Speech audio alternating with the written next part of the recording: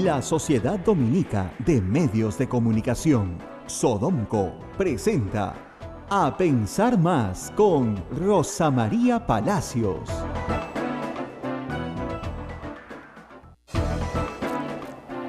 Ocho de la mañana, señoras y señores, muy buenos días. Bienvenidos a Pensar Más con Rosa María Palacios. Como es de conocimiento, Rosa María, por motivos personales, está fuera del país y nosotros vamos a pasarles el día de hoy una entrevista muy interesante que realizara con Pedro Yaranga, pero antes vamos a ver un poco de la actualidad nacional. Ya van 4 días y el presidente Ollanta Humala no sale de prisión. Vamos a conversar en breves instantes con el doctor Pedro Cateriano, quien fue primer ministro y también es un destacado abogado constitucionalista. Así que ya tenemos en línea al doctor Pedro Cateriano, ¿sí? Son las 8 de la mañana con 1 minuto y preguntarle qué es lo que está pasando, porque da la sensación, después de todas las demoras, que hubiera, no sé, algún interés para que los esposos Humala Heredia no salgan de la prisión. Ya estamos con el doctor Pedro Cateriano. Doctor Pedro Cateriano, muy buenos días, lo saluda Abel Ángeles. Buenos días, señor Ángeles, un gusto estar con usted. El encarcelamiento del presidente Ollanta Humala y su señora Nadine Heredia se produjo rapidísimo, con una celeridad impresionante. Pero vemos que la excarcelación ya lleva 4 días, doctor Cateriano, y no salen. No soy abogado, pero sé que esto del habeas corpus debe ser rápido, debe tener una celeridad después que sale el dictamen.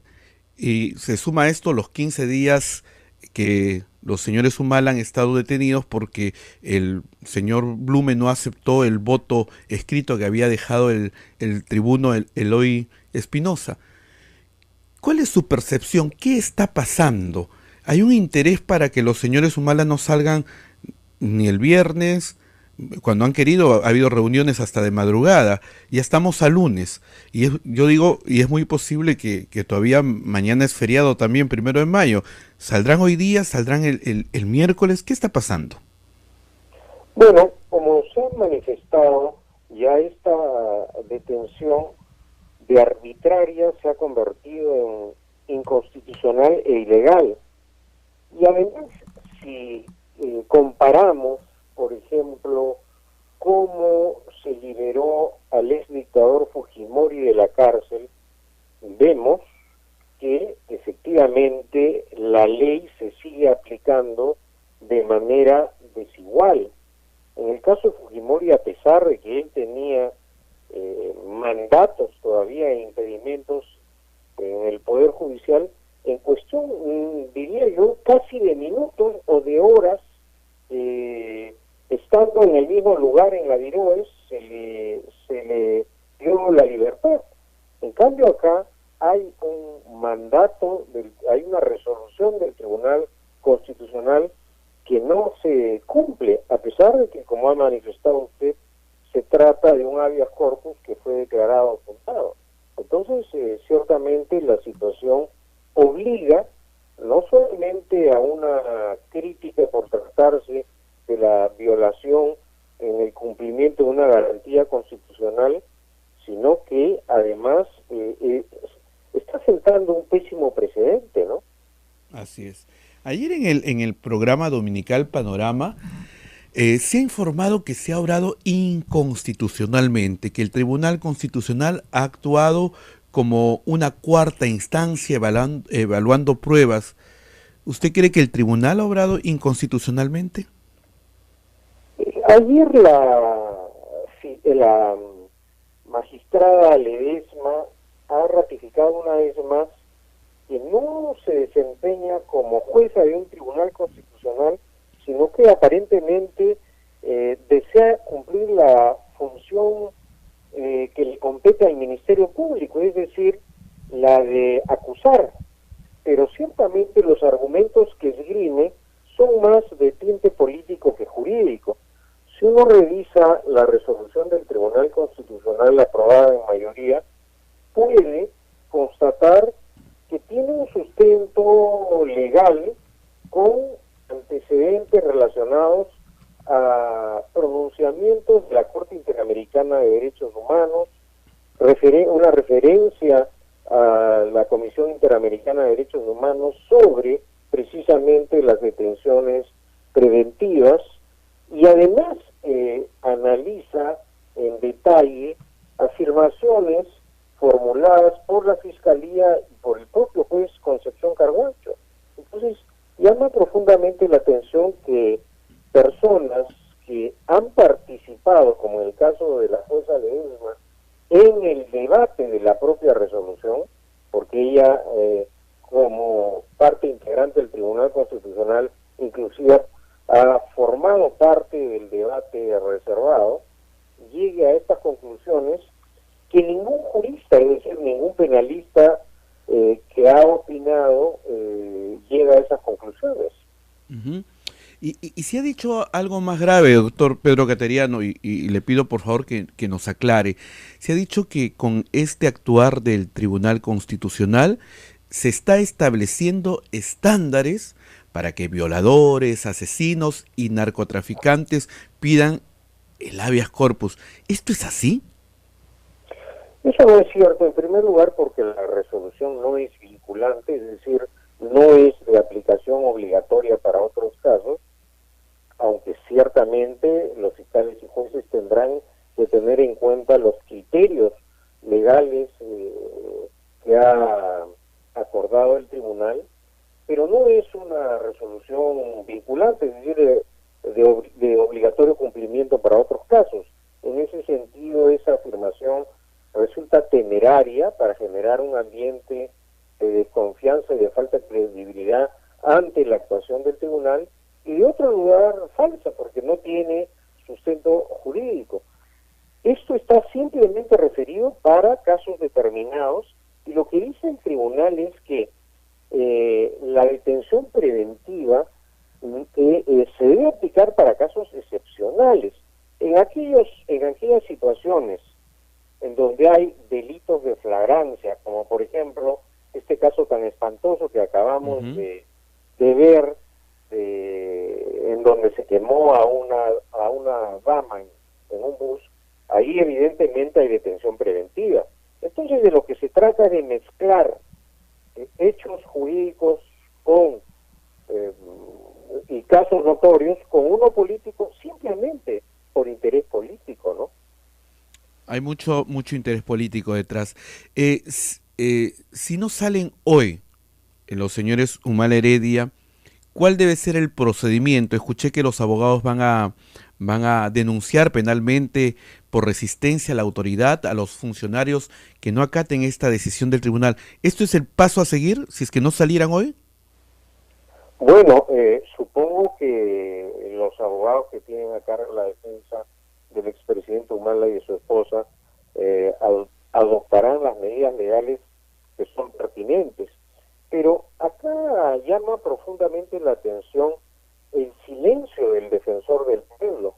Este es un caso en donde evidentemente se está probando un accionar negligente de los funcionarios públicos que tienen la obligación de acatar la resolución del Tribunal Constitucional, y es una notoria falla de la Administración de Justicia que está violando ya derechos constitucionales, y en este caso el organismo que tiene la competencia para pronunciarse es la Defensoría del Pueblo, y el señor Walter Gutiérrez está mudo. Entonces es incomprensible que una institución como la Defensoría del Pueblo, llamada a fiscalizar los abusos que comete la administración pública en general, y ser un ente defensor de los derechos constitucionales de los peruanos, en esta situación aparentemente por razones políticas estaría guardando este silencio, repito, ¿no? Bueno, preocupante lo que está pasando. ¿Usted cree que salgan hoy día? No lo sé, espero, confío que salgan el día de hoy por ser un acto de justicia, ¿no? Porque ya son 4 días y no pasa absolutamente nada. ¿Usted se ha podido comunicar, doctor Cateriano, con el expresidente o con la señora Heredia? No, no he tenido ninguna comunicación.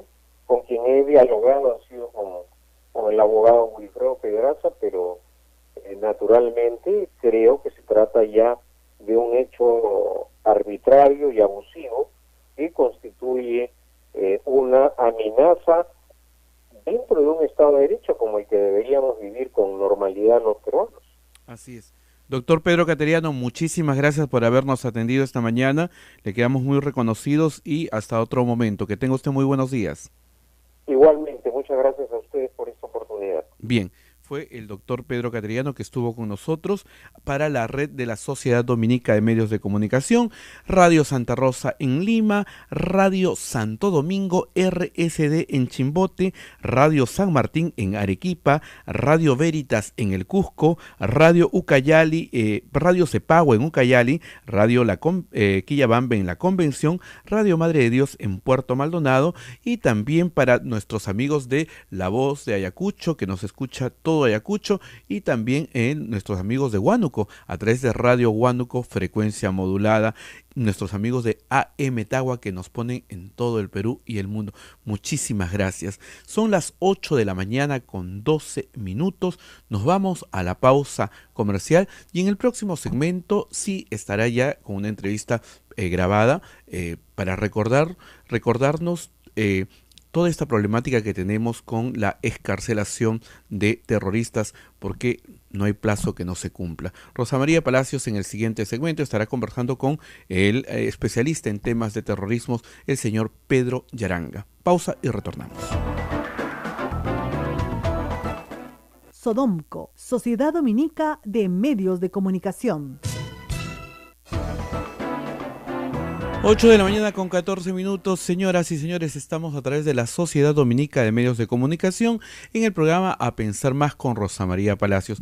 Para los que se están conectando recién a nuestras redes, les informamos que Rosa María no está ahora con nosotros, está fuera del país durante esta semana, no nos acompañará, pero nos ha dejado un material grabado y quiere compartir con ustedes sobre todo sobre algunas problemáticas que son muy importantes. La excarcelación de los terroristas fue un problema que nos ha llamado mucho la atención, nos preocupa como todos los peruanos, sobre todo los que vivimos la época terrorista, y es por eso que estuvo el especialista en temas de terrorismo, el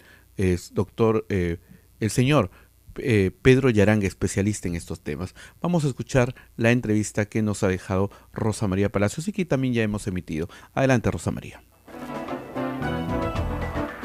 Estamos con Pedro Yaranga, experto en temas de terrorismo, para hablar justamente de esta, entre comillas, victoria pírrica del terrorismo y también para hablar de una noticia inquietante que trae hoy el comercio, ¿no?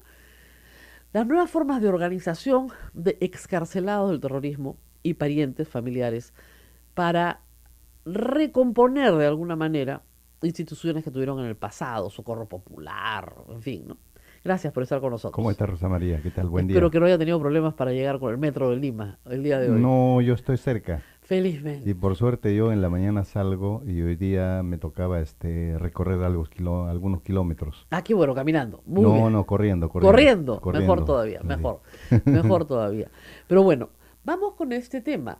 Hay, digamos, primero una confusión sobre lo que está pasando con Morote, creo que lo hemos aclarado. No es que el Poder Judicial quiera escarcelarlo, es que tiene que escarcelarlo. Sin embargo, creo que hay que observar el caso del colegiado de la Sala, me parece. Ah, así es.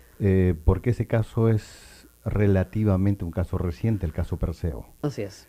Allí, como se trata de una organización, correspondía directamente detención preventiva y no la detención domiciliaria. Que me parece también ahí tiene la culpa compartida el Ministerio Público y también el Procurador. Debieron haber observado a tiempo, pero me parece que ahí sí existe una falla. Por el caso Perseo. Así es. Ahora, Morote puede decir, perdón, yo estoy en la cárcel. Los del caso Perseo son todos los que no están en la cárcel. Los del caso Perseo son Crespo, ¿no es cierto?, Fajardo. El caso Perseo es la reorganización, ¿no es cierto?, de Sendero Luminoso a través del organismo de fachada. No, Pero ahí en el caso Perseo se descubren documentos importantes nuevos de las celdas directamente de Guzmán, de su Exacto. esposa, de los integrantes del comité central, pero también de sus abogados. ¿Dónde tienen responsabilidad los integrantes del comité central en el caso Perseo? Porque ahí es donde se gesta el Movadef. Claro. Y el Movadef se gesta desde la cárcel. Es Eso. decir, la participación directa de Guzmán y los integrantes del comité central. Por lo tanto, también Morote, Margot Liendo Gil tienen responsabilidad política. Claro, pero lo pueden decir y ha sido una gran discusión, por eso está el caso planteado y por eso todavía no hay acusación fiscal. Oiga, nosotros no queremos ir a ninguna acción armada, queremos crear una asociación para que pida la amnistía, pues. ¿Cuál es el Pero problema? también Eso no es delito. hay que tener, mira, yo que estoy siguiendo casi relativamente cerca, hace algunos meses encontré un documento de un oficial importante de la DIRCOTE que dialoga con una de las integrantes del Comité Central, que no es Margot Liendo Gil.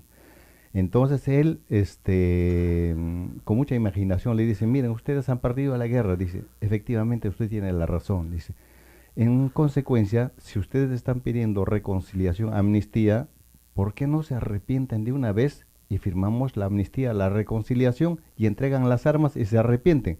Y le dice, un momentito, oficial, le dice, las cárceles es para resocializar al reo, pero de ninguna manera es para desideologizar. Imagínense. En conclusión, la guerra no ha concluido para ellos. Claro. Es una guerra prolongada. Está clarísimo, no están arrepentidos de absolutamente nada. Así es, o sea. A todos nos queda perfectamente claro, salen con el puño en alto, ¿no es cierto? Y eso no significa necesariamente ser terrorista, por si acaso, pero sí, digamos, dentro de sus formas, digamos, Claro. de tratarse, dentro de su simbología, dentro de su narrativa, acá están en un periodo en el cual... Es que ellos atacan en varios frentes. Así es. Uno de esos frentes es la guerra legal. Y este es el primer triunfo de la guerra legal. En 30 por lo años. tanto, tienen que festejar. Claro, en 30 años, ¿no? Así es. Pero efectivamente, digamos, para que la gente tenga esto claro, hay un sector del terrorismo sí arrepentido, sobre todo Sí, mujeres. sin duda, Hay un sin grupo duda. grande que además están separadas. Separadas. Físicamente separadas en la cárcel, ¿ah? En la cárcel, pero también hay algunas que están en libertad. No, por que supuesto. efectivamente se han arrepentido. Se han arrepentido, que Ujú. jamás han querido volver a ser parte de. Así es. Entonces, eso de que el sistema no sirve para nada, también hay que ponerlo entre comillas, porque se ha servido. Ujú. O sea, muchísimas de las personas, ayer hacíamos un recuento en la República, hoy solamente quedan 320 y tantos encarcelados por terrorismo. Esos son realmente los irreductibles, ¿no? Algunos están arrepentidos o arrepentidas y están cumpliendo su pena. Pero de los que han salido, efectivamente hay un grupo que sí está completamente arrepentido, alejado, no quiere saber nada del tema, siente que perdió su vida, su juventud, lo que sea en la cárcel, por una causa en la cual finalmente hoy ya no cree. Pero sí hay un grupo, ¿no es cierto?, que quiere seguir dirigiendo Guzmán desde la cárcel para que logren una especie de acuerdo de paz, como el que propuso el 92 o 93 a Fujimori, en el cual nos vamos al modelo colombiano, ¿no? Claro, pero también hay que tener en cuenta que 30 años digamos, después siguen pidiendo lo mismo. El antecedente del nacimiento del Movadef, hay que tener en cuenta una cosa. Cuando en el 92, me parece en septiembre, lo presentan con traje a rayas Guzmán. Entre otras cosas, él concluye con una cosa importante, ¿no? Dice, creen de que esto es un fracaso, pero sigan creyendo que la revolución continuará con nuevas formas de lucha. Exacto. Después de la detención de Guzmán y su presentación, inician esas nuevas formas de lucha. Exacto. Pero la revolución todavía no ha concluido. Y el principio Claro, elemental para el si- nacimiento. Si me permite un paréntesis para la gente joven que nos está escuchando, como se trata de un líder mesiánico en la locura demencial de los que lo siguen, cualquier frase que él diga se convierte en consigna. Si dice nuevas formas de lucha, entonces nuevas formas de lucha, ¿no? Entonces todos repiten, todos siguen, ¿no? Claro, es que las nuevas formas de lucha después se implementan con programas. Y el nacimiento del Movadef justamente está Enmarcada en ese programa. En esos programas, ¿no? Y sale en dos líneas. Uno para el frente interno, o sea, es trabajo partidario, y el frente externo es lo otro. Yo diría, en pocas palabras, el frente externo es para engañar, para engañarnos. Claro. Por ejemplo, esa pretensión de participar en las elecciones cuando el inicio fundamental de Sendero Luminoso está contra las elecciones. ¿No? Contra toda forma de En gobierno el democrático. 80, digamos en las elecciones del 85 ellos cortaban los dedos de los campesinos que bajaban a sufragar las elecciones. Por en eso en Ayacucho. muchos sitios se prohibió la tinta indeleble. Así es. Como así es. eso no lo saben los jóvenes acá, pero ya la tinta indeleble, que ya no se usa hoy, se usó durante muchas décadas, en Ayacucho simplemente no se usaba. Porque si el pobre campesino una semana después tenía el dedo manchado con tinta, se lo cortaban o lo mataban por votar. Por ser electorero. Así es, electorero, por ir a votar. Entonces imagínense ustedes qué vocación democrática puede tener este. Ahora, hay que tener una cosa siempre presente. Tienen una lógica marxista. ¿no es cierto? Leninista, maoísta. Pero hay que entender, y eso fue lo importante del trabajo de la DIRCOTE, si tú no entiendes a tu enemigo no lo puedes derrotar. Y tienen la lógica de un partido político comunista, marxista, leninista. Es Maoísta decir, y maoísta. entonces hay tarea, hay programa, hay una serie, ¿no es cierto?, de verticalidad en la organización. Por ejemplo, hay algunos que comparan Sendero Luminoso con las FARC. Las FARC No. es más antiguo. Las FARC es marxista-leninista. Exactamente. En Estos cambio, son- Sendero Luminoso es marxista-leninista, principalmente maoísta. Así es, que es otra forma de organización. Y esta organización celular que les fue muy útil, por ejemplo, para cometer atentados terroristas, no es necesariamente la organización de la FARC. No. Entonces, vamos a la pausa y seguimos hablando con Pedro Ayaranga sobre lo que le preocupa mucho a la gente, sobre todo a nuestra edad, es qué posibilidades tienen estas personas de hacer daño a la sociedad. Así de claro. Regresamos. Sodomco, Sociedad Dominica de Medios de Comunicación.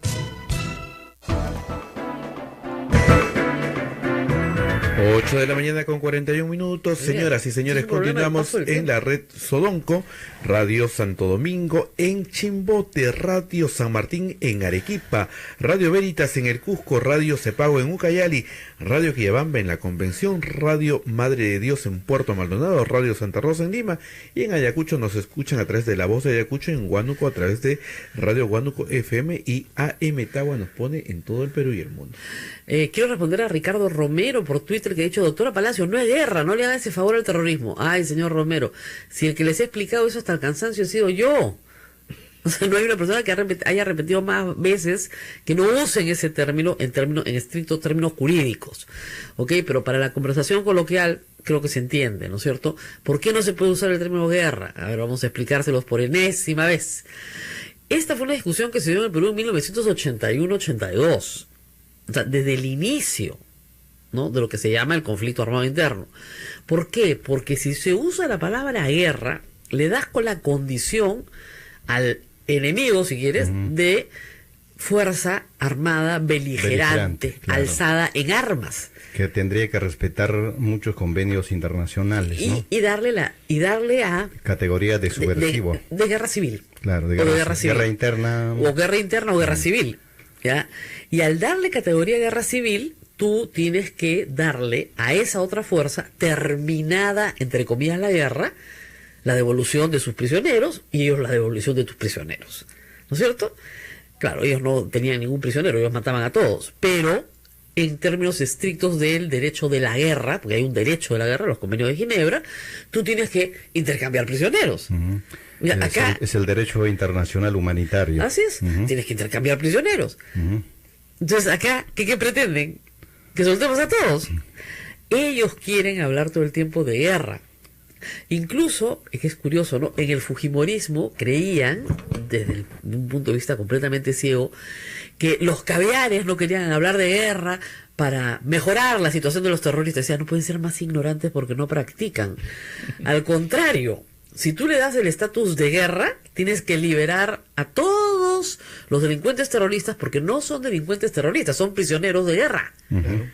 Es muy diferente. Una cosa es ser un delincuente terrorista por un delito cometido en el Código Civil, o el Código Penal, perdón, y otra cosa es ser un prisionero en una guerra. Claro, estatus beligerante. Exactamente, donde dos fuerzas beligerantes, guerras de independencia, por ejemplo, ¿no es cierto?, que hemos tenido en el Perú. Aunque el término guerra, la palabra no sé desde cuándo se inicia, pero por ejemplo he leído bastante el término guerra en los escritos del gran estratega chino Sun Tzu. Claro, el arte de la guerra. El arte de la guerra, ¿no? Pero más antes de Sun Tzu, todavía aparece 400 años antes, me parece, otro estratega que es Wei Chen. Wei Chen decía, si escuchas a un solo lado, continúas en tinieblas. Si escuchas ambas partes, se hará la luz en ti. Claro. Entonces sí, pues hay que escucharlo todo, y a estos hay que escucharlos para entender qué está pasando en esta locura demencial. Obviamente esto implica, para los jóvenes que nos escuchan, no seguir a esta gente, sino entender cuál es la lógica que hay detrás de toda esta locura. Hay muchos todavía en el Movadef, lamentablemente a veces presentan jóvenes, y da mucha pena, ¿no? Son hijos, son familiares, sí, pero algunos no. Algunos no, pero ellos siempre se han especializado a captar a jóvenes, ¿no? Eso es el problema. Pero no a todos los jóvenes, a los jóvenes que tienen poca formación, ¿no? Exactamente. Entonces, y el común que ellos hacen es lavar la cabeza. Por eso es que antes a Guzmán le decía champú, ¿no? Claro. O le decían champú. En porque Ayacucho. Claro, él lavaba la cabeza de los estudiantes, de los Claro. docentes, de sus seguidores. Pero también hay que decirlo que en los 80s era la situación totalmente diferente a la situación actual. Así es. Eh, Había mucha más pobreza. No, también las revoluciones mundiales. Claro, Entonces, todavía tenían éxito. por supuesto, Rusia no había ¿no? caído. La novedad era ser revolucionario, todo estudiante soñaba con Claro. avanzar como esos grandes líderes internacionales. Claro. El ejemplo, por ejemplo, de China, que era relativamente reciente. Cuba, al 59 ya había triunfado, aunque para los maoístas, pues Cuba no era una revolución, era social imperialista. Claro. Imagínense. Imagínense, eso ni siquiera es una revolución. Entonces, sí, a lo que voy es que finalmente, digamos, hay que entender el fenómeno, hay que entender lo que pasó. ¿Es una amenaza Sendero para la sociedad peruana hoy?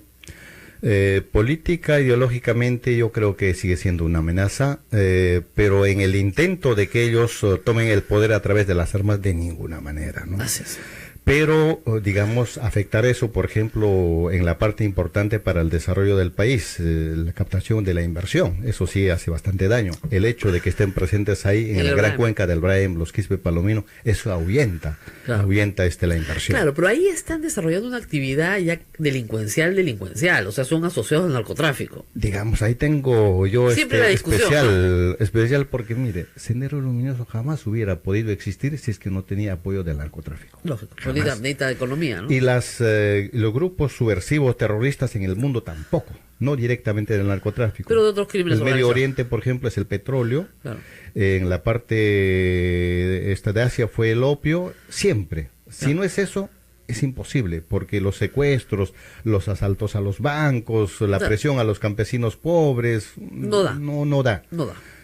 Si no era por el narcotráfico, Claro. Sendero Luminoso quedaba ahí. Claro, piensen ustedes lo que cuesta mantener una columna, no sé, de 200 hombres armados Así es. y comidos Ujú. y vestidos, que no están trabajando ni produciendo nada, sino que están haciendo una guerra. Eso cuesta mucha plata. Mantener un ejército cuesta mucho dinero. Guzmán decía que estaban por los encima de los 4.000 integrantes del ejército guerrillero popular, sin contar a los otros seguidores. Claro, exactamente, de hombres alzados. Y la DIRCOT en su momento señalaba más o menos, creo que en el informe de la Comisión, la verdad está, que Sendero llegó más o menos a ese número de guerrilleros, entre comillas, de nuevo lo pongo entre comillas, pero de personas armadas, hombres y mujeres armados, ¿no? Alzados en armas. La fuerza principal es el elemento militar más sofisticado que está cerca a los mandos importantes. Claro. Y con capacidad bélica, digamos, para hacer acciones armadas, incursiones, que fue la enfrentamientos. que se desplaza básicamente en una metodología de guerrillas en toda la zona de Ayacucho. Pero también hay que decirlo, así en blanco y negro, Sendero nunca se ha enfrentado. Sendero siempre atacó por la espalda. Ah, sí, claro.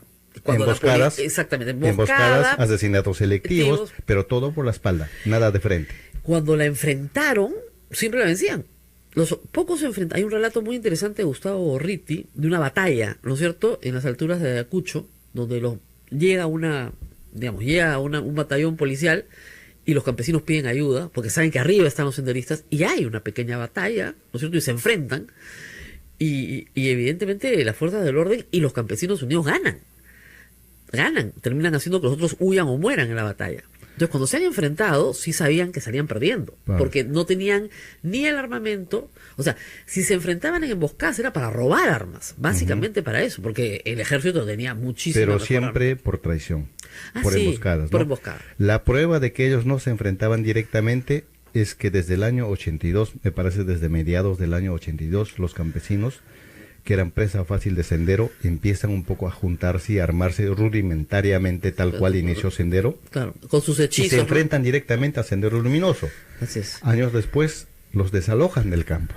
Claro. O sea, hace fracasar al planteamiento primigenio de Guzmán, que decía que hay que acercar del campo a la ciudad. Claro. Y los campesinos se rebelan y más bien los desalojan del campo a los senderistas. Claro. Y la lectura Consecuencia de ello es que el sendero se repliega a la ciudad. y en los 90 pues Es que ellos decían que habían logrado el equilibrio estratégico y ya tenían todo el campo. estaban más cerrados en el Lima que Claro. estar en el campo. Claro, ese es el error. Y la pues. consecuencia de todo ese trabajo de los comités de autodefensa o rondas campesinas, no son rondas campesinas, es la captura de los integrantes del comité central y del Exactamente. mismo Guzmán. Exactamente. Poco a poco lo fueron empujando a la ciudad. Pero Guzmán, para justificar ante sus huestes este fracaso, dice, perdón, ya logramos el equilibrio estratégico. Así es. Y para Amado, lograr el equilibrio estratégico era tener controlado el campo para poder asaltar la ciudad. Era del campo a la ciudad. ¿Por qué? Porque todas las masas campesinas, digamos, lo seguían. Lo cual era absolutamente falso.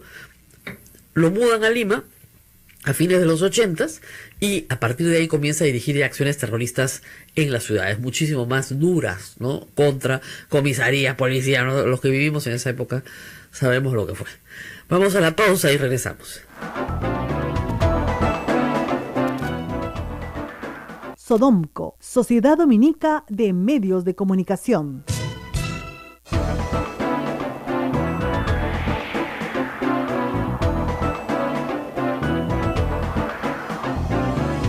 Lista en temas de terrorismo y narcotráfico, don Pedro Yaranga. Rosa María Palacios. José Alejandro Godoy nos dice, la enseñanza crítica sobre este periodo de violencia es clave. Y por experiencia, por el profesor también, los chicos quieren saber más sobre este periodo de la historia. ¿Le ha pasado también? Sí. Yo salgo cotidianamente a dar algunas charlas en las universidades. Por ejemplo, me dio un poquito, digamos, no miedo, pero una cierta desconfianza en el auditorio de la universidad esta que está en Chaclacayo. Ah, en la Cantuta. La Cantuta. Hermoso auditorio, Ya. hermoso auditorio, pero felizmente casi la mayoría profesores y hicimos una empatía, ¿no? En la uni también. Entonces, y a veces... Y los chicos quieren saber más. Sí, claro, y las preguntas que hacen es fenomenal. Sí. Y un poco también estoy aprendiendo a ser más didáctico, ¿no? Como para conversar. Que se aprende mucho. Se aprende enseñando, por supuesto que se aprende enseñando. Y hay que explicarle a la gente lo que usted dice que es bien importante. Miren, que Sendero se vuelva a alzar en armas no va a pasar. Es otro mundo. Es otro mundo. Es otro mundo. Es otro mundo desde tantos puntos. Miren, el 80%, a ver, en los 80s, el 60% del pueblo era pobre. Hoy día, la clase media se ha ampliado notablemente. Ujú. Como usted dice, era mucho más fácil que a un joven sin formación se le capte. Hoy día los jóvenes tienen muchísimo, aunque no me crean, muchísimo más contacto con el mundo. Está mucho más pegado que a escuchar algún ideólogo, más pegado al celular. Exactamente. Y cuando dictas una clase, entonces tienes que tener mucho cuidado porque dices alguna palabra y te dice, profesor, oiga, eso no es así. No es así. Acá hay un artículo que dice tal cosa. ¿Ok? O Google dice tal cosa, o la Real Academia dice otra cosa. También, claro. Sí, claro. Al toque, tienen su toque. Entonces tienen el mundo más conectado a ellos. Así es. Entonces, engañarlos es mucho más difícil. Ujú. Entonces, no es posible que Sendero Luminoso logre una masa crítica de 4.000 guerrilleros armados ni de casualidad. No tiene los medios, no tiene nada. Pero sí es posible que sigan en su combate ideológico y envejezcan todos, porque tal vez los jóvenes no se dan cuenta, pero estos señores que ustedes ven ahí son para nosotros unos viejitos, porque los hemos visto envejecer en la cárcel. Ujú. Y terminarán también Y así. terminarán sus días en la cárcel. Y yo lo que te conté, pues de esta militante, de esta integrante del Comité Central, Claro. que los penales no es para desideologizar. Claro. Y a estas alturas de mi vida no me permita que me cambie de ideología. Así es. Y no va a cambiar su ideología. No va a cambiar. La mayoría probablemente sí, pero va a haber un grupo de irreductibles que no van a cambiar. Así es. Porque además hay mucho orgullo, ¿no? O sea, es gente que la gente joven, que entró joven, sí siente, sobre todo en el MRTA, por ejemplo, yo siento que ahí hay mucho más arrepentidos. Cuando se escuchaba la entrevista con Peter Cárdenas, por ejemplo, decía, a la mitad de su carcelería más o menos se dio cuenta que había perdido miserablemente su tiempo, su vida, su libertad. Pero también hay que decir que en manejo ideológico es menos que Sendero el MRTA, porque Claro. no es maoísta también. Exactamente, no, ellos no son maoístas. Y el MRTA es la guerrilla clásica latinoamericana. Así es, ¿Ya? así es. Similar, digamos, al de Cuba.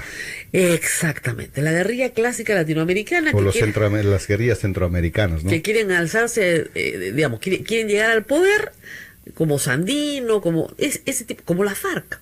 Eran como primos de la FARC, ¿no es Así cierto? es. Y guerrillas que hemos tenido en toda Latinoamérica, pero no eran el movimiento maoísta, no tenían ese No. componente, pues, ¿no? Entonces, hay una... Ahora, chicos, los que nos están escuchando, esto implica que ustedes estudien un poquito, ¿no? Sobre qué cosa es maoísmo, qué cosa es marxismo, ¿no es Pero cierto? yo Qué creo cosa es la que guerrilla una cosa- cubana. Yo creo que una cosa importante es que en realidad todos, incluidos los estudiantes, deberían leer por lo menos los informes de la Comisión de la Verdad Por y lo menos Reconciliación, que el tomo actualmente uno. ya está en la web. Además, miren, Los 10 tomos del informe de la es Comisión. mucho, no los mate los chicos. No, El pero tomo tiene uno. pasos importantes, es decir, dentro de los 10 tomos hay casos específicos. Claro. Por ejemplo, el caso de Tarat, el caso de María Elena Moyano, el caso de la muerte tal, el caso de la muerte de o tal atentado. Exacto, exacto. Entonces yo lo que los oriento siempre es, miren, si quieren leer un libro general, lean el tomo 1, que es la parte general. Y de ahí vayan a los casos. Por ejemplo, el caso Morote. Sí, Ahora estábamos discutiendo en la pausa, una de las cosas que es emblemática del juicio a Morote, que lo juzgan en el 92, lo condenan, perdón, lo atrapan en el 88. Él está, no, a él no lo atrapan con Guzmán, a él lo atrapan 4 años antes. Él venía a la preparatoria del De un plenario que tenía. del primer plenario, ¿no? Exacto. Entonces, a él lo atrapan en una operación policial, encubierta, muy bien, listo, y su sentencia termina por salir en el año 90. Sí. En esa época los jueces eran más expeditivos, o sea, en 2 años lo juzgaron. El abril del 90. Exactamente. 48 horas después matan al juez. Y hay 2 versiones, ¿no? Ángel Páez sostiene que fue asesinado por MRTA, porque MRTA se atribuye el asesinato del juez, y en la Comisión de Verdad hay algunos que atribuyen el asesinato a Sendero Luminoso. En todo caso, asesinaron al juez Al que sentenció a Morote. a 25 años. Así es. O sea, su juez fue asesinado. O sea, imagínense ustedes el grado de ferocidad. Por eso es que, digamos, algunos estudiantes de Derecho no entienden la época de los jueces sin rostro, ¿no es cierto?, los juzgados militares. Mataban a los jueces. Claro, en ese caso, por ejemplo, yo estaba averiguando a cuántos MRTistas ese juez había sentenciado. Ya. Todavía no había sentenciado a ningún MRTista. Bueno, estaba por, pues. Estaba por. Ese es estaba el por. había que sacarlo. Tenía otro. procesos, sí. No, y no solamente eso, ya había sentenciado senderistas, no iba a tener problemas sentenciando marretistas. O sea, Así es, era un juez que no así tenía es. miedo. O sea, mandar a Morote 25, 30 años a Diría, la cárcel. por no. ejemplo, la presunción de que hayan sido senderistas, yo diría que sí se asemeja un poco más que hayan sido MRTistas, ¿no? Claro. 50-50, digamos. O sea, digamos, Algo por ahí. ambos grupos querían verlo muerto. Sí, sí, sí, claro. Y a todos los magistrados que veían casos de Exactamente, terrorismo, ¿no? a todos. Y, Claro. y digamos, no es el único magistrado que pierde la vida. Entonces, hay que tener en cuenta también que para poder... Para Magistrados y también Fiscales. del fiscales, pero también del Jurado Nacional de Elecciones. Bueno, el padre de no, el congresista Víctor Andrés García Belaunde, el doctor Domingo García Rada, tuvo claro. un atentado en su vehículo. Sobrevivió, bueno, con heridas graves, pero sobrevivió y murió años después. Pero fue un atentado directo al presidente del Jurado Nacional de Elecciones porque, como decíamos hace un momento, ellos, obviamente, el sistema democrático, las elecciones, ¿no es cierto?, eran lo peor que podía pasar. Así es. Entonces, ¿cómo inician sus acciones en Sendero Luminoso? Quemando ánforas en Chuchi. Ujú. La primera acción de Sendero Luminoso es, aparte de colgar perros en el centro de Lima, ¿no es cierto?, con los nombres de los líderes maoístas que habían traicionado a Mao, y nadie entendía nada, ¿no? O los Un perro- 4 de Shanghái. Claro, la banda de los 4, ¿no? Deng Xiaoping. Entonces tú mirabas y decías, ¿qué es un perro colgado con un cartel, con unas leyendas en chino? ¿Qué miércoles? ¿No? Entonces, claro, era parte de la ideología que querían imponer en el Perú y lamentablemente, eso hay que decirlo, la policía se demoró en entender por varias razones. 8 años. Primero porque 8 años demoraron para entender quién era Sendero Luminoso. O sea, hay que decir una cosa, lo sacaron del juego muy prematuramente. O sea, en el 83, cuando se permite que el ejército entre a Ayacucho, el ejército tome control, digamos, del orden interno en casi todo el país, porque se declara en emergencia todo el país. En ese momento, la policía, en realidad, deja de tener el liderazgo, ¿no es cierto?, que debió haber tenido en la investigación del crimen. Porque lo que lleva a la captura de Ismael Guzmán es la investigación. Por supuesto. Si no hay, o sea, es la profunda investigación en el conocimiento absoluto de quién es tu enemigo. Si no conoces quién es tu enemigo, si un poco imposible. repasamos parte de una estrategia, por ejemplo, Sun Tzu recomienda, dice, ¿qué cosa necesitas para ganar una batalla? Conocerte primero a ti mismo, quién eres, conocer a tu enemigo. Claro. Ahí tendrás alguna posibilidad de ganar la batalla. Exactamente. Pero si no conoces a tu enemigo... Y lo más importante, Sun Tzu también, es dejar que tu enemigo te subestime. Bueno. Ese es perfecto. Y Sendero subestimaba a la policía. Creía que la policía no lo podía tocar. Llegó un momento de tal, digamos, soberbia, que obviamente el ejército no podía con ellos, y el ejército no iba a poder con ellos nunca. ¿Ya? Porque ellos tenían este concepto, además, militar de la lucha, ¿no? De un conflicto armado. Pero no se dieron cuenta que había un concepto de inteligencia policial que fue el que los derrotó. Es que Sendero subestimaron a la policía. Jamás se imaginó que la policía iba a estudiar la ideología de ellos. Exactamente. Y la policía empezó a estudiar la ideología. Marco Miyashiro se dedica años a estudiar maoísmo. Pero no solo son los mandos policiales, sino también los oficiales, ¿no? Todos los agentes se especializaron. No, hay una escuelita, ¿no? Toda una escuela, efectivamente. Sí, había escuelita donde se explicaba, esto funciona así. Entonces, ya entendías la lógica del enemigo, por qué se disfrazaba de esta manera, por qué se mimetizaba con la población, cuáles eran sus lugares de proyección, básicamente las universidades, donde hubiera gente joven, como tú dices, con escasa formación y escasos recursos. Entonces, era una forma de trabajar que la policía comenzó a entender y lo pudieron capturar. Eso, además hay que decirlo, no ha pasado casi en ninguna parte del mundo. No. En ninguna parte del mundo. El ejemplo del Perú es simbólico. La calidad de policías que nosotros en el Perú hemos tenido y todavía tenemos es admirable. Claro. Porque ellos sí se han dedicado estrictamente a estudiar. Por ejemplo, el pequeño grupo que hasta ahora sigue haciendo trabajos por propia voluntad con esto de los remanentes de los Quispe Palominos, son personas que se dedican de día y de noche. Claro. Y hasta se han olvidado de su familia. O sea, además que hay gente que tiene 15, 20, 30 años, todavía quedan del grupo inicial. Muchos ya se han jubilado, por cierto, pero todavía quedan gente que está metida en la policía trabajando de manera, por supuesto, anónima, ¿no? Están cubiertos, no encubiertos, sino protegidas su identidad. Que tenemos ese bagaje, digamos, de intelectual. Es importantísimo que la policía no lo pierda. Por eso que se puede hacer una operación como Perseo, por eso que se pueden encontrar todas estas agrupaciones de fachada, porque la policía sigue trabajando. Y va a seguir trabajando. O sea que no hay que tener miedo de que Morote vaya a un arresto domiciliario, porque sus posibilidades de acción son absolutamente mínimas. Son como la celebración de estos viejitos. O sea, no va a durar ni 5 minutos, no hay forma. Además, en el camino, ambos, tanto Morote como Margot Liendo Gil, de todas maneras van a ser sentenciadas por los nuevos casos, porque estamos hablando de crímenes de lesa humanidad. Así es, están prescritos y no van a prescribir nunca, pase lo que pase. Es decir, felizmente no van a prescribir nunca. Entonces tienen que pagar por ellos. Así es. Y como siempre ve la gente, miren, Abel Mael Guzmán, como es el líder de la organización, está juzgado a cadena perpetua, igual que Elena Iparraguirre, con revisión, sí, a los 35, 40 años, pero esa revisión parte de que tú puedas llegar a la conclusión que 40 años después el reo sí se ha arrepentido y resocializado. En estos casos, no, entonces no van a salir nunca. Yo estaba leyendo un caso de los nazis, por ejemplo, claro, y un abogado muy versado decía de que la sentencia debe ser acorde a la edad del reo. Claro. Dice, para uno que tiene 80 y tantos años, ponerle 8 años o 10 años es cadena perpetua. Exactamente, claro, da lo mismo, porque ya no va a salir. Ya no va a salir. Y si sale, bueno, sale a un hospital, a morirse en un hospital, pero ya no va a hacer una vida política ni nada por el estilo. Nosotros queremos, creo que en el fondo todos los que hemos vivido esta época horrible, que es que acabe, ¿no? Pero acabará cuando todos estos sujetos mueran de muerte natural, ¿no es cierto? Que es un beneficio que ellos no le dieron a sus víctimas, ¿no? Hay que decirlo. Eso La es democracia cierto, le da, pero, ese ya es un beneficio. pero también yo creo que hay que tener presente de la forma como ellos están avanzando a nivel ideológico político, ¿no?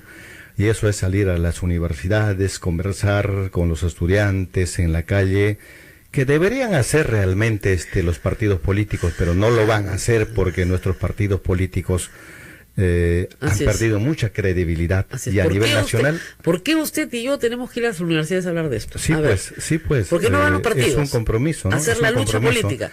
Porque no lo hacen. En Ayacucho existe los familiares de las víctimas, y cada vez que voy siempre converso con ellos. Voy a ir pronto a verlos. A veces hacemos caminatas, y bueno, y somos una cantidad todavía muy gruesa que todavía ni siquiera estamos dentro del registro único de víctimas, todavía, incluido yo. Claro. Usted perdió a sus padres, ¿no es cierto? Sí, así es. Claro, y siendo muy joven en ese entonces, claro, uno no se imaginaba todo lo que iba a pasar después, ¿no? Jamás. Jamás se imaginó que usted se iba a volver un experto en terrorismo. Es más, uno sueña con lo que tiene a veces a corta edad, y a corta edad yo módicamente tenía pues todo a la mano. Claro. Propiedades, el campo, que comer que le proveía el campo. Teníamos terrenos, por ejemplo, en la selva, pero de noche a la mañana perdí todo, y salí con ropa encima. Claro. No pudo recuperar esos bienes. No, jamás. ¿Y se los quedaron quiénes? Bueno, después ingresaron, y bueno, claro. y las invasiones y las amenazas con armas. Claro. Es una zona pues donde no tiene mayor control. Y para no estar en más problemas, mejor alejarse del todo, ¿no? Así es. Tremendo. Bueno, muchísimas gracias a Pedro Yaranga, siempre es un gusto tenerlo acá, siempre está informado de las cosas que están pasando, como lo está haciendo la Policía Nacional, y tengamos en ese sentido confianza en aquellos que hace 30 años capturaron, 25 años o más ya, capturaron a Ismael Guzmán estudiando al enemigo. Y a todas las personas que nos escuchen, en vez de tener reacciones histéricas, ¿no es cierto?, que la tienen los partidos políticos, rechazamos, salir a decir, ¿saben qué? Tenemos que enseñar más, explicar más. ¿Qué fue lo que pasó? Los partidos políticos siempre deberían hacer mea culpa. Mea culpa. Porque primero, porque no están activando a nivel nacional. Producto de ello es que se están masificando estos partidos locales y regionales. Y en las elecciones eso es notorio. Sí. Con, como sabemos bien, el ingrediente del narcotráfico metido adentro.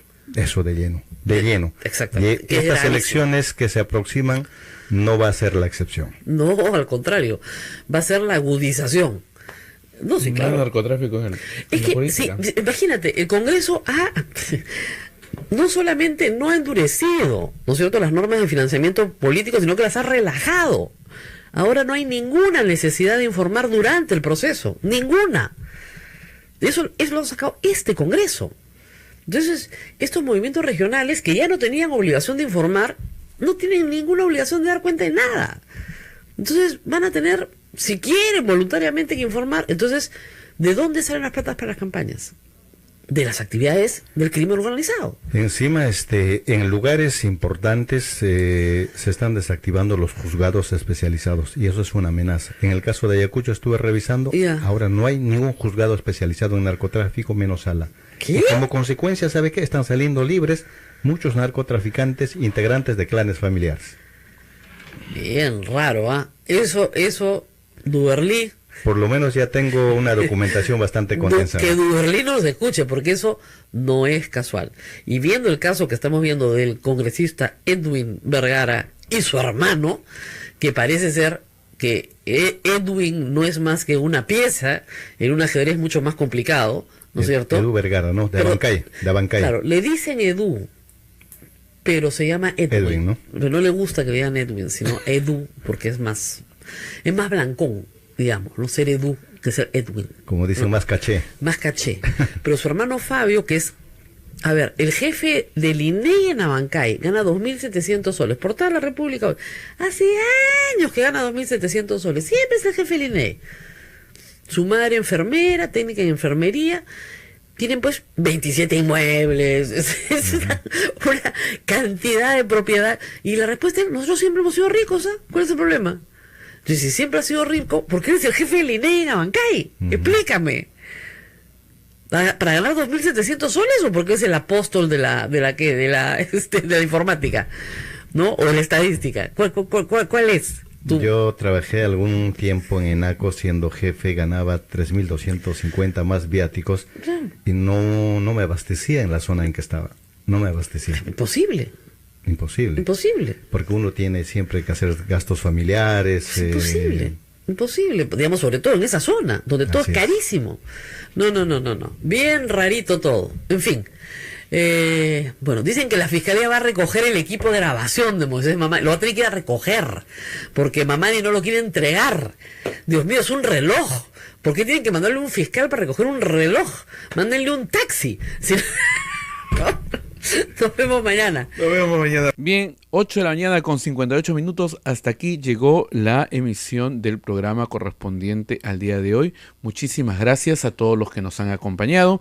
El día de mañana, 1 de mayo, no tenemos programa. Nos vamos hasta el día miércoles. Gracias a Radio Santa Rosa en Lima, Radio Santo Domingo en Chimbote, RSD, Radio San Martín en Arequipa, Radio Veritas en el Cusco, Radio Cepagua en Ucayali, Radio Quillabamba en la Convención, Radio Madre de Dios en Puerto Maldonado. Muchísimas gracias también a los amigos que nos escuchan en Ayacucho a través de La Voz de Ayacucho y en Huánuco a través de Radio Huánuco FM, y a Emetagua. Muchísimas gracias también por compartir este programa. Nos vamos hasta el día miércoles, donde Rosa María vuelve con otra interesantísima entrevista grabada, pues esta semana ella no nos acompaña. 8 de la mañana con 59 minutos. Que tengan un buen día lunes y mañana que pasen un bonito día 1 de mayo, Día del Trabajador. Cuídense mucho. Permiso. Hasta aquí, A Pensar Más con Rosa María Palacios. Este programa fue producido por la Sociedad Dominica de Medios de Comunicación, Sodomco.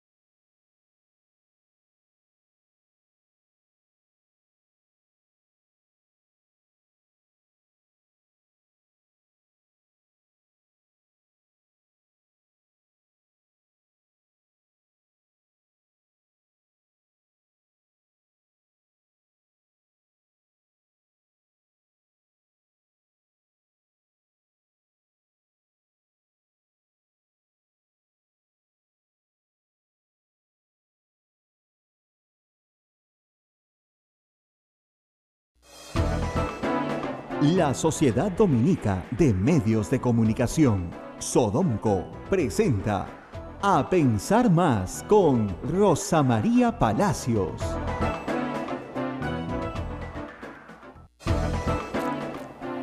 8 de la mañana, señoras y señores, muy buenos días.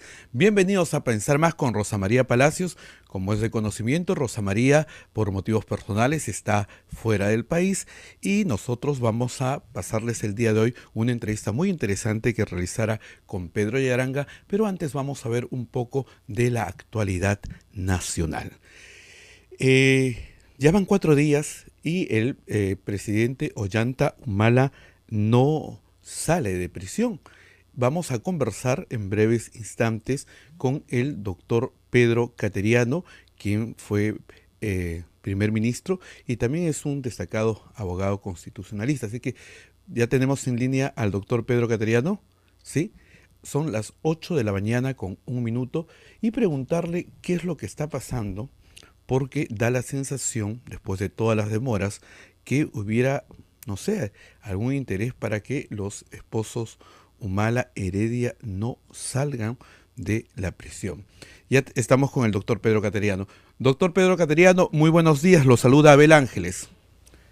Buenos días, señor Ángeles, un gusto estar con usted. El encarcelamiento del presidente Ollanta Humala y su señora Nadine Heredia se produjo rapidísimo, con una celeridad impresionante. Pero vemos que la excarcelación ya lleva 4 días, doctor Cateriano, y no salen. No soy abogado, pero sé que esto del habeas corpus debe ser rápido, debe tener una celeridad después que sale el dictamen. Y se suma a esto los 15 días que los señores Humala han estado detenidos porque el señor Blume no aceptó el voto escrito que había dejado el tribuno Eloy Espinosa. ¿Cuál es su percepción? ¿Qué está pasando? ¿Hay un interés para que los señores Humala no salgan ni el viernes? Cuando han querido, ha habido reuniones hasta de madrugada. Ya estamos a lunes. Y yo digo, y es muy posible que todavía mañana es feriado también, 1 de mayo. ¿Saldrán hoy día? ¿Saldrán el miércoles? ¿Qué está pasando? Bueno, como se ha manifestado, ya esta detención de arbitraria se ha convertido en inconstitucional e ilegal. Y además, si comparamos, por ejemplo, cómo se liberó al ex dictador Fujimori de la cárcel, vemos que efectivamente la ley se sigue aplicando de manera desigual. En el caso de Fujimori, a pesar de que él tenía mandatos todavía e impedimentos en el Poder Judicial, en cuestión, diría yo, casi de minutos o de horas, estando en el mismo lugar en la Viroes, se le dio la libertad. En cambio acá hay un mandato, hay una resolución del Tribunal Constitucional que no se cumple, a pesar de que, como ha manifestado usted, se trata de un habeas corpus que fue declarado fundado. Entonces, ciertamente la situación obliga no solamente a una crítica por tratarse de la violación en el cumplimiento de una garantía constitucional, sino que además está sentando un pésimo precedente, ¿no? Así es. Ayer en el programa dominical Panorama se ha informado que se ha obrado inconstitucionalmente, que el Tribunal Constitucional ha actuado como una cuarta instancia evaluando pruebas. ¿Usted cree que el Tribunal ha obrado inconstitucionalmente? Ayer la magistrada Ledesma ha ratificado una vez más que no se desempeña como jueza de un tribunal constitucional, sino que aparentemente desea cumplir la función que le compete al Ministerio Público, es decir, la de acusar. Pero ciertamente los argumentos que esgrime son más de tinte político que jurídico. Si uno revisa la resolución del Tribunal Constitucional aprobada en mayoría, puede constatar que tiene un sustento legal con antecedentes relacionados a pronunciamientos de la Corte Interamericana de Derechos Humanos, una referencia a la Comisión Interamericana de Derechos Humanos sobre precisamente las detenciones preventivas, y además analiza en detalle afirmaciones formuladas por la Fiscalía y por el propio juez Concepción Carguancho. Entonces, llama profundamente la atención que personas que han participado, como en el caso de la jueza Ledesma, en el debate de la propia resolución, porque ella, como parte integrante del Tribunal Constitucional, inclusive ha formado parte del debate reservado, llegue a estas conclusiones que ningún jurista, es decir, ningún penalista que ha opinado llega a esas conclusiones. Uh-huh. Y se ha dicho algo más grave, doctor Pedro Cateriano, y le pido por favor que nos aclare. Se ha dicho que con este actuar del Tribunal Constitucional se está estableciendo estándares para que violadores, asesinos y narcotraficantes pidan el habeas corpus. ¿Esto es así? Eso no es cierto, en primer lugar porque la resolución no es vinculante, es decir, no es de aplicación obligatoria para otros casos, aunque ciertamente los fiscales y jueces tendrán que tener en cuenta los criterios legales que ha acordado el tribunal, pero no es una resolución vinculante, es decir, de obligatorio cumplimiento para otros casos. En ese sentido, esa afirmación resulta temeraria para generar un ambiente de desconfianza. Entonces hay tarea, hay programa, hay una serie, ¿no es cierto?, de verticalidad en la organización. Por ejemplo, hay algunos que comparan Sendero Luminoso con las FARC. Las FARC es más antiguo. Las FARC es marxista-leninista. Exactamente. En cambio, Sendero Luminoso es marxista-leninista, principalmente maoísta. Así es. Que es otra forma de organización. Y esta organización celular que les fue muy útil, por ejemplo, para cometer atentados terroristas, no es necesariamente la organización de la FARC. No. Entonces, vamos a la pausa y seguimos hablando con Pedro Yaranga sobre lo que le preocupa mucho a la gente, sobre todo a nuestra edad, es qué posibilidades tienen estas personas de hacer daño a la sociedad. Así de claro. Regresamos. Sodomco, Sociedad Dominica de Medios de Comunicación.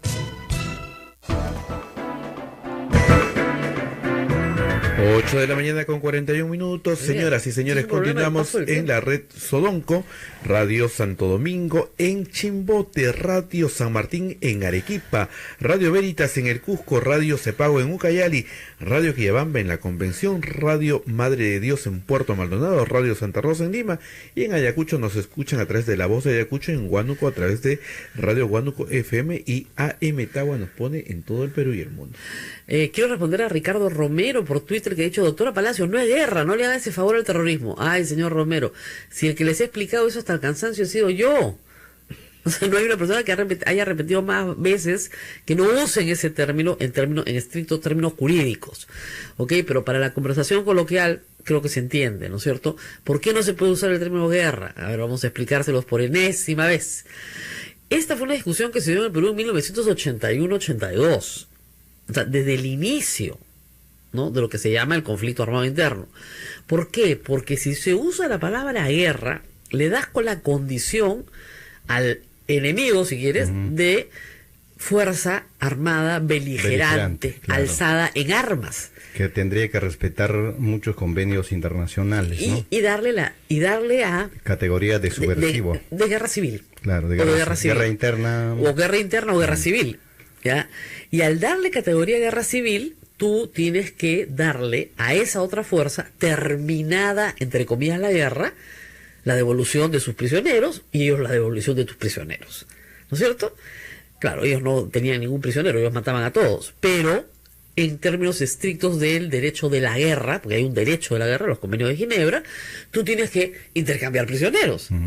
Mira, acá es el derecho internacional humanitario. Así es, tienes que intercambiar prisioneros. Entonces acá, ¿qué pretenden? Que soltemos a todos. Ellos quieren hablar todo el tiempo de guerra. Incluso, es que es curioso, ¿no? En el fujimorismo creían, desde un punto de vista completamente ciego, que los caviares no querían hablar de guerra para mejorar la situación de los terroristas. Decían, no pueden ser más ignorantes porque no practican. Al contrario, si tú le das el estatus de guerra, tienes que liberar a todos los delincuentes terroristas, porque no son delincuentes terroristas, son prisioneros de guerra. Es muy diferente. Una cosa es ser un delincuente terrorista por un delito cometido en el Código Civil, o el Código Penal, perdón, y otra cosa es ser un prisionero en una guerra. Claro, estatus beligerante. Exactamente, donde dos fuerzas beligerantes, guerras de independencia, por ejemplo, ¿no es cierto? Que hemos tenido en el Perú. Aunque el término guerra, la palabra no sé desde cuándo se inicia, pero por ejemplo he leído bastante el término guerra en los escritos del gran estratega chino Sun Tzu. Claro. El arte de la guerra. El arte de la guerra, ¿no? Pero más antes de Sun Tzu, todavía aparece 400 años antes, me parece, otro estratega que es Wei Chen.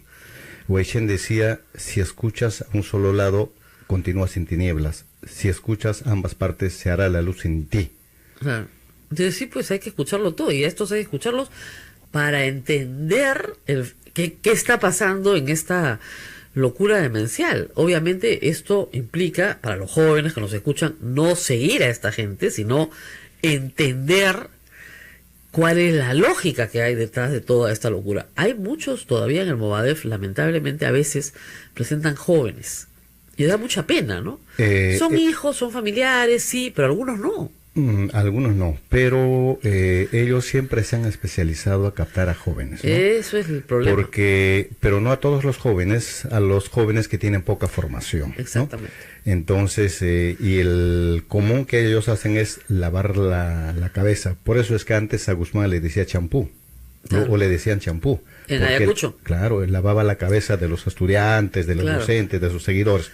Pero también hay que decirlo que en los 80s era la situación totalmente diferente a la situación actual. Así es. Había mucha más pobreza. No, también las revoluciones mundiales. Claro, todavía tenían éxito. Por supuesto, Rusia no había caído. La novedad era ser revolucionario. Todo estudiante soñaba con avanzar como esos grandes líderes internacionales. Claro. El ejemplo, por ejemplo, de China, que era relativamente reciente. Cuba, al 59 ya había triunfado, aunque para los maoístas, pues Cuba no era una revolución, era social imperialista. Claro. Imagínense, eso ni siquiera es una revolución. Entonces, sí, a lo que voy es que finalmente, digamos, hay que entender el fenómeno, hay que entender lo que pasó. ¿Es una amenaza central para la sociedad peruana hoy? Política, ideológicamente, yo creo que sigue siendo una amenaza, pero en el intento de que ellos tomen el poder a través de las armas, de ninguna manera, ¿no? Así es.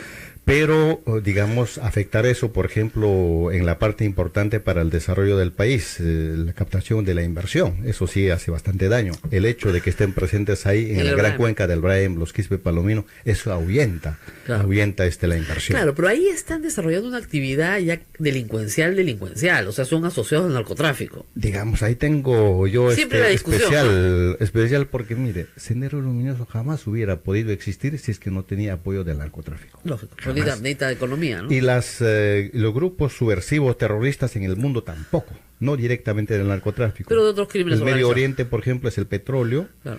En la parte de Asia fue el opio, siempre. Si no es eso, es imposible, porque los secuestros, los asaltos a los bancos, la presión a los campesinos pobres, no da. Falta credibilidad ante la actuación del tribunal. Y de otro lugar, falsa, porque no tiene sustento jurídico. Esto está simplemente referido para casos determinados, y lo que dice el tribunal es que la detención preventiva se debe aplicar para casos excepcionales. En aquellas situaciones en donde hay delitos de flagrancia, como por ejemplo este caso tan espantoso que acabamos de ver, en donde se quemó a una dama en un bus, ahí evidentemente hay detención preventiva. Entonces de lo que se trata es de mezclar hechos jurídicos y casos notorios con uno político, simplemente por interés político, ¿no? Hay mucho interés político detrás. si no salen hoy los señores Humala Heredia, ¿cuál debe ser el procedimiento? Escuché que los abogados van a denunciar penalmente por resistencia a la autoridad, a los funcionarios que no acaten esta decisión del tribunal. ¿Esto es el paso a seguir si es que no salieran hoy? Bueno, supongo que los abogados que tienen a cargo la defensa del expresidente Humala y de su esposa adoptarán las medidas legales que son pertinentes. Pero acá llama profundamente la atención el silencio del defensor del pueblo. Este es un caso en donde evidentemente se está probando un accionar negligente de los funcionarios públicos que tienen la obligación de acatar la resolución del Tribunal Constitucional, y es una notoria falla de la Administración de Justicia que está violando ya derechos constitucionales, y en este caso el organismo que tiene la competencia para pronunciarse es la Defensoría del Pueblo, y el señor Walter Gutiérrez está mudo. Entonces es incomprensible que una institución como la Defensoría del Pueblo, llamada a fiscalizar los abusos que comete la administración pública en general y ser un ente defensor de los derechos constitucionales de los peruanos, en esta situación aparentemente por razones políticas estaría guardando este silencio, repito, ¿no? Bueno, preocupante lo que está pasando. ¿Usted cree que salgan hoy día? No lo sé, espero, confío que salgan el día de hoy por ser un acto de justicia, ¿no? Porque ya son 4 días y no pasa absolutamente nada. ¿Usted se ha podido comunicar, doctor Cateriano, con el expresidente o con la señora Heredia? No he tenido ninguna comunicación. Con quien he dialogado ha sido con el abogado Wilfredo Pedraza, pero naturalmente creo que se trata ya de un hecho arbitrario y abusivo que constituye una amenaza dentro de un Estado de Derecho como el que deberíamos vivir con normalidad los peruanos. Así es. Doctor Pedro Cateriano, muchísimas gracias por habernos atendido esta mañana. Le quedamos muy reconocidos y hasta otro momento. Que tenga usted muy buenos días. Igualmente, muchas gracias a ustedes por esta oportunidad. Bien, fue el doctor Pedro Cateriano que estuvo con nosotros para la red de la Sociedad Dominica de Medios de Comunicación, Radio Santa Rosa en Lima, Radio Santo Domingo, RSD en Chimbote, Radio San Martín en Arequipa, Radio Veritas en el Cusco, Radio Ucayali, Radio Cepagua en Ucayali, Radio Quillabambe en la Convención, Radio Madre de Dios en Puerto Maldonado, y también para nuestros amigos de La Voz de Ayacucho, que nos escucha todo Ayacucho, y también en nuestros amigos de Huánuco a través de Radio Huánuco frecuencia modulada, nuestros amigos de AM Tagua que nos ponen en todo el Perú y el mundo. Muchísimas gracias. Son las 8 de la mañana con 12 minutos. Nos vamos a la pausa comercial y en el próximo segmento sí estará ya con una entrevista grabada para recordarnos toda esta problemática que tenemos con la excarcelación de terroristas, porque no hay plazo que no se cumpla. Rosa María Palacios en el siguiente segmento estará conversando con el especialista en temas de terrorismo, el señor Pedro Yaranga. Pausa y retornamos. Sodomco, Sociedad Dominica de Medios de Comunicación. 8 de la mañana con 14 minutos, señoras y señores, estamos a través de la Sociedad Dominica de Medios de Comunicación en el programa A Pensar Más con Rosa María Palacios. Para los que se están conectando recién a nuestras redes, les informamos que Rosa María no está ahora con nosotros, está fuera del país durante esta semana, no nos acompañará, pero nos ha dejado un material grabado y quiere compartir con ustedes sobre todo sobre algunas problemáticas que son muy importantes. La excarcelación de los terroristas fue un problema que nos ha llamado mucho la atención, nos preocupa como todos los peruanos, sobre todo los que vivimos la época terrorista, y es por eso que estuvo el especialista en temas de terrorismo, el señor Pedro Yarán, especialista en estos temas. Vamos a escuchar la entrevista que nos ha dejado Rosa María Palacios y que también ya hemos emitido. Adelante, Rosa María. Estamos con Pedro Yarán, experto en temas de terrorismo, para hablar justamente de esta, entre comillas, victoria pírrica del terrorismo y también para hablar de una noticia inquietante que trae hoy el comercio, ¿no? Las nuevas formas de organización de excarcelados del terrorismo y parientes familiares para recomponer de alguna manera instituciones que tuvieron en el pasado, Socorro Popular, en fin, ¿no? Gracias por estar con nosotros. ¿Cómo está Rosa María? ¿Qué tal? Buen día. Espero que no haya tenido problemas para llegar con el metro de Lima el día de hoy. No, yo estoy cerca. Felizmente. Y por suerte yo en la mañana salgo y hoy día me tocaba recorrer algunos kilómetros. Ah, qué bueno, caminando. Muy bien. No, corriendo. Corriendo. Mejor todavía, Sí. mejor todavía. Pero bueno, vamos con este tema. Hay, digamos... Si no era por el narcotráfico, Claro. Sendero Luminoso quedaba ahí. Claro, piensen ustedes lo que cuesta mantener una columna, no sé, de 200 hombres armados Así es. y comidos Ujú. y vestidos, que no están trabajando ni produciendo nada, sino que están haciendo una guerra. Eso cuesta mucha plata. Mantener un ejército cuesta mucho dinero. Guzmán decía que estaban por los encima de los 4.000 integrantes del ejército guerrillero popular, sin contar a los otros seguidores. Claro, exactamente, de hombres alzados. Y la DIRCOTE en su momento señalaba más o menos, creo que en el informe de la Comisión la verdad está, que Sendero llegó más o menos a ese número de guerrilleros, entre comillas, de nuevo lo pongo entre comillas, pero de personas armadas, hombres y mujeres armados, ¿no? Alzados en armas. La fuerza principal es el elemento militar más sofisticado que está cerca a los mandos importantes, claro, y con capacidad bélica, digamos, para hacer acciones armadas, incursiones, que fue la enfrentamientos. que se desplaza básicamente en una metodología de guerra de guerrillas en toda la zona de Ayacucho. Pero también hay que decirlo, así en blanco y negro, Sendero nunca se ha enfrentado. Sendero siempre atacó por la espalda. Ah, sí, claro. Emboscadas, exactamente, emboscadas, asesinatos selectivos, pero todo por la espalda, nada de frente. Cuando la enfrentaron, siempre la vencían. Los pocos hay un relato muy interesante de Gustavo Borriti de una batalla, ¿no es cierto?, en las alturas de Ayacucho, donde llega un batallón policial y los campesinos piden ayuda porque saben que arriba están los senderistas y hay una pequeña batalla, ¿no es cierto?, y se enfrentan y evidentemente las fuerzas del orden y los campesinos unidos ganan, terminan haciendo que los otros huyan o mueran en la batalla.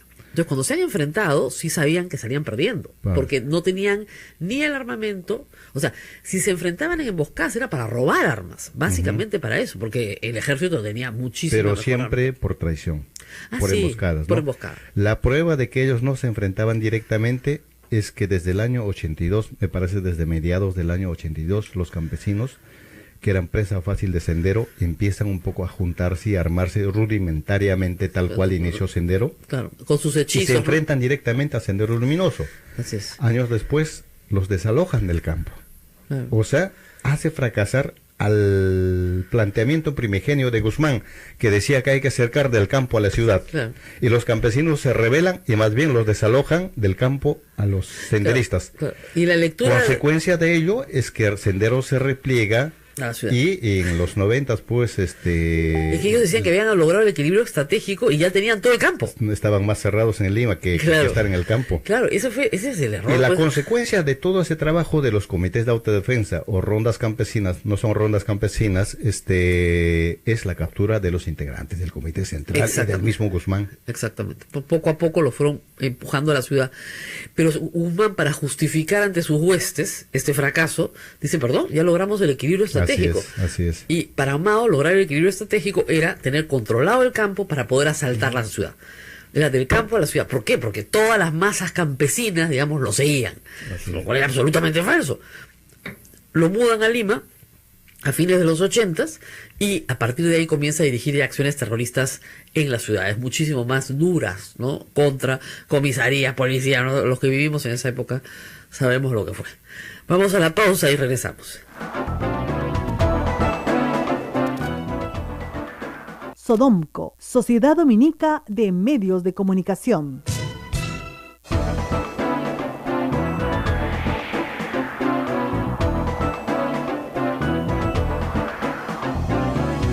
especialista en temas de terrorismo y narcotráfico, don Pedro Yaranga. Rosa María Palacios. José Alejandro Godoy nos dice, la enseñanza crítica sobre este periodo de violencia es clave.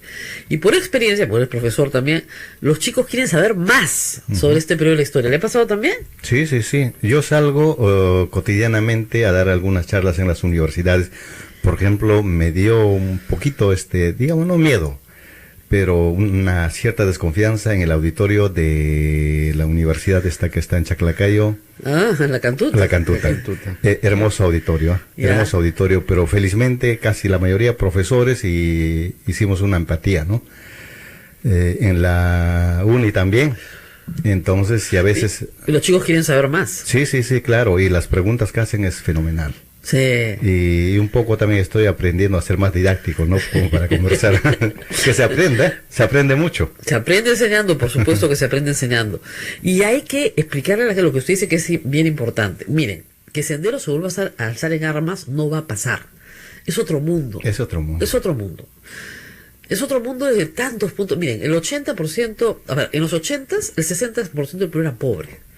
Hoy día, la clase media se ha ampliado notablemente. Como usted dice, era mucho más fácil que a un joven sin formación se le capte. Hoy día los jóvenes tienen muchísimo, aunque no me crean, muchísimo más contacto con el mundo. Está mucho más pegado que a escuchar algún ideólogo, más pegado al celular. Exactamente. Y cuando dictas una clase, entonces tienes que tener mucho cuidado porque dices alguna palabra y te dice, profesor, oiga, eso no es así. No es así. Acá hay un artículo que dice tal cosa. ¿Okay? O Google dice tal cosa, o la Real Academia dice otra cosa. También, claro. Sí, sí, claro. Al toque, tienen su toque. Entonces tienen el mundo más conectado a ellos. Así es. Entonces, engañarlos es mucho más difícil. Entonces, no es posible que Sendero Luminoso logre una masa crítica de 4.000 guerrilleros armados ni de casualidad. No tiene los medios, no tiene nada. Pero sí es posible que sigan en su combate ideológico y envejezcan todos, porque tal vez los jóvenes no se dan cuenta, pero estos señores que ustedes ven ahí son para nosotros unos viejitos, porque los hemos visto envejecer en la cárcel. Y terminarán también así. Terminarán sus días en la cárcel. Y yo lo que te conté, pues de esta militante, de esta integrante del Comité Central, claro, que los penales no es para desideologizar. Claro. Y a estas alturas de mi vida no me permite que me cambie de ideología. Así es. Y no va a cambiar su ideología. No va a cambiar. La mayoría probablemente sí, pero va a haber un grupo de irreductibles que no van a cambiar. Así es, así es. Porque además hay mucho orgullo, ¿no? O sea, es gente que la gente joven, que entró joven, sí siente, sobre todo en el MRTA, por ejemplo, yo siento que hay una confusión sobre lo que está pasando con Morote, creo que le hemos aclarado, no es que el Poder Judicial quiera escarcelarlo, es que tiene que escarcelarlo. Sin embargo, creo que hay que observar el caso del colegiado de la Sala, me parece. Ah, así es. Porque ese caso es relativamente un caso reciente, el caso Perseo. Así es. Allí, como se trata de una organización, correspondía directamente detención preventiva y no la detención domiciliaria. Que me parece también ahí tiene la culpa compartida el Ministerio Público y también el Procurador. Debieron haber observado a tiempo, pero me parece que ahí sí existe una falla. Por el caso Perseo. Así es. Ahora, Morote puede decir, perdón, yo estoy en la cárcel. Los del caso Perseo son todos los que no están en la cárcel. Los del caso Perseo son Crespo, ¿no es cierto?, Fajardo. El caso Perseo es la reorganización, ¿no es cierto?, de Sendero Luminoso a través del organismo de fachada. No, pero ahí en el caso Perseo se descubren documentos importantes nuevos de las celdas directamente de Guzmán, de su esposa, de los integrantes del Comité Central, pero también de sus abogados. ¿Dónde tienen responsabilidad los integrantes del Comité Central en el caso Perseo? Porque ahí es donde se gesta el Movadef. Claro. Y el Movadef se gesta desde la cárcel. Es decir, la participación directa de Guzmán y los integrantes del Comité Central. Por lo tanto, también Morote, Margot Liendo Gil tienen responsabilidad política. Claro, pero lo pueden decir, y ha sido una gran discusión, por eso está el caso planteado y por eso todavía no hay acusación fiscal. Oiga, nosotros no queremos ir a ninguna acción armada, queremos crear una asociación para que pida la amnistía, pues. ¿Cuál es el problema? Pero también eso no es delito. Hay que tener, mira, yo que estoy siguiendo casi relativamente cerca, hace algunos meses encontré un documento de un oficial importante de la DIRCOTE que dialoga con una de las integrantes del Comité Central, que no es Margot Liendo Gil. Entonces él, con mucha imaginación, le dice, miren, ustedes han perdido la guerra. Dice, efectivamente, usted tiene la razón. Dice, en consecuencia, si ustedes están pidiendo reconciliación, amnistía, ¿por qué no se arrepienten de una vez y firmamos la amnistía, la reconciliación y entregan las armas y se arrepienten? Y le dice, un momentito, oficial, le dice, las cárceles es para resocializar al reo, pero de ninguna manera es para desideologizar.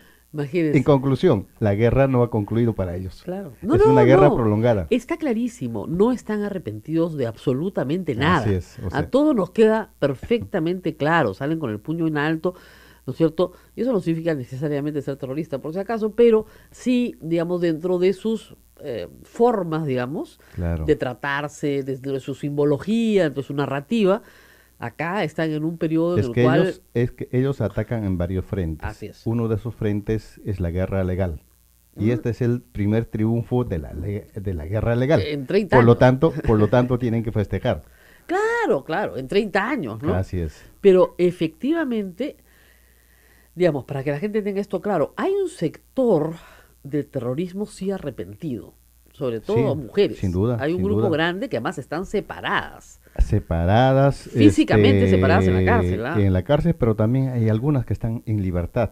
No, por que supuesto. efectivamente se han arrepentido. Se han arrepentido, que Ujú. jamás han querido volver a ser parte de. Así es. Entonces, eso de que el sistema no sirve para nada, también hay que ponerlo entre comillas, porque sí ha servido. Ujú. O sea, muchísimas de las personas, ayer hacíamos un recuento en la República, hoy solamente quedan 320 y tantos encarcelados por terrorismo. Esos son realmente los irreductibles, ¿no?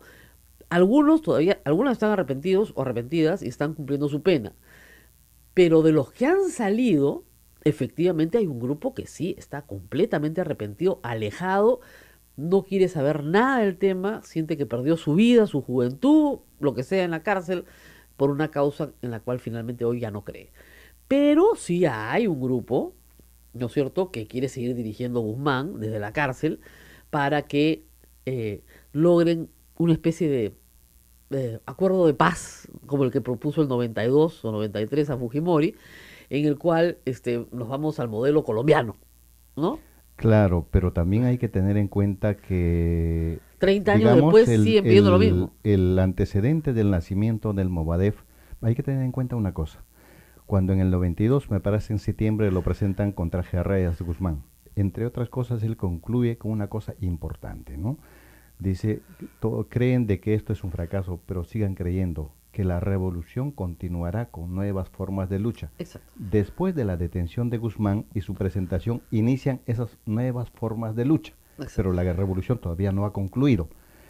Y el principio Claro, elemental para el si, nacimiento. Si me permite un paréntesis para la gente joven que nos está escuchando, como se trata de un líder mesiánico en la locura demencial de los que lo siguen, cualquier frase que él diga se convierte en consigna. Si dice nuevas formas de lucha, entonces nuevas formas de lucha, ¿no? Entonces todos repiten, todos siguen, ¿no? Claro, es que las nuevas formas de lucha después se implementan con programas. Y el nacimiento del Movadef justamente está enmarcada en ese programa. En esos programas, ¿no?